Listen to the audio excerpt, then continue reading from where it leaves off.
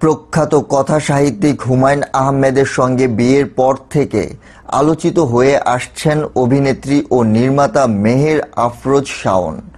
তবে তার গুণ ও প্রতিভায় সমালোচনাগুলো বেশিদিন স্থায়ী হয়নি। চলমান পরিস্থিতিতে মিডিয়ার অনেকেই এগিয়ে এসেছিলেন, তার মধ্যে ছিলেন শাওনও। এবার অন্তর্বর্তীকালীন সরকারের কাছেও তিনি ন্যায় বিচারের প্রত্যাশা করেন। ঢাকা বিশ্ববিদ্যালয়ের আইন বিভাগের অধ্যাপক ডক্টর আসিফ নজরুলের পুরানো পোস্ট শেয়ার করেছেন শাওন। ঢাকা বিশ্ববিদ্যালয়ের আইন বিভাগের অধ্যাপক ডক্টর আসিফ নজরুল শিক্ষার্থীদের আন্দোলনে সরব ভূমিকা পালন করেন। তিনি তার কাজের মাধ্যমে জনসাধারণের প্রশংসার পাত্র হয়েছেন। অন্তর্বর্তীকালীন সরকারের আইন, বিচার ও সংসদ বিষয়ক মন্ত্রণালয়ের দায়িত্ব পেয়েছেন তিনি। বর্তমানে নতুন বাংলাদেশ গড়ার প্রত্যয়ে তিনি কাজ করে চলেছেন।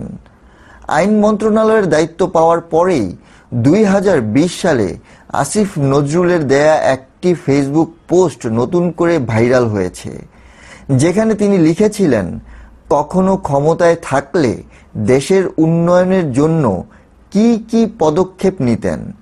সেই পোস্টে আসিফ নজরুল লেখেন, যদি ক্ষমতা থাকতো আইন করতাম। বর্তমান বা সাবেক প্রেসিডেন্ট, প্রধানমন্ত্রী ও মন্ত্রীগণ চিকিৎসা নিতে বিদেশ যেতে পারবেন না। এরপর কয়েকটি গুরুত্বপূর্ণ পয়েন্ট তুলে ধরে তিনি লেখেন, ক্ষমতা, চাকুরি বা ব্যবসা কোনোভাবেই তাদের সন্তানরা সরকারের সাথে সংশ্লিষ্ট হতে পারবেন না। সপ্তাহে অন্তত একদিন তাদের গণপরিবহনে চড়তে হবে। রাস্তায় চলাকালে তারা অন্য একটি যানবাহনও থামিয়ে রাখতে পারবেন না। বিদেশ গমনের ক্ষেত্রে তারা অতি জরুরি ছাড়া কোনো সফর সঙ্গী নিতে পারবেন না। এ বিষয়ে সংসদকে জানাতে হবে।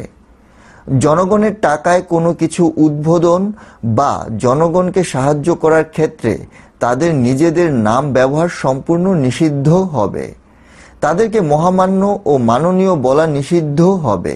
তাদের পরিবারের দেশ বিদেশে সকল সম্পত্তি ও আয়ের বিবরণ জনগণকে জানাতে হবে। দুদকের একটি সম্পূর্ণ স্বাধীন ইউনিট শুধুমাত্র তাদের বিষয়ে নজর রাখবে। সবশেষ আসিফ নজরুল লেখেন, অন্যান্য ক্ষেত্রেও আরও বহু কিছু করতাম।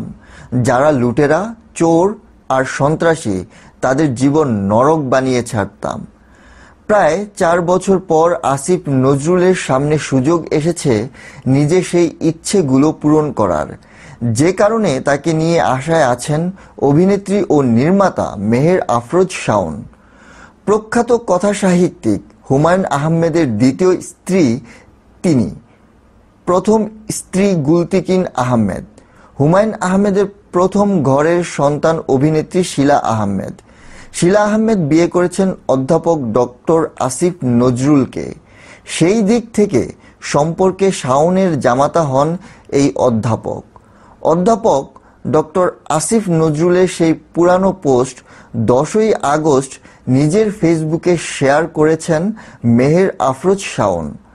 আসিফ নজরুলের প্রতি নিজের প্রত্যাশা জানিয়ে ক্যাপশনে লিখেছেন, এখন নিশ্চয়ই হবে, আশায় আছি।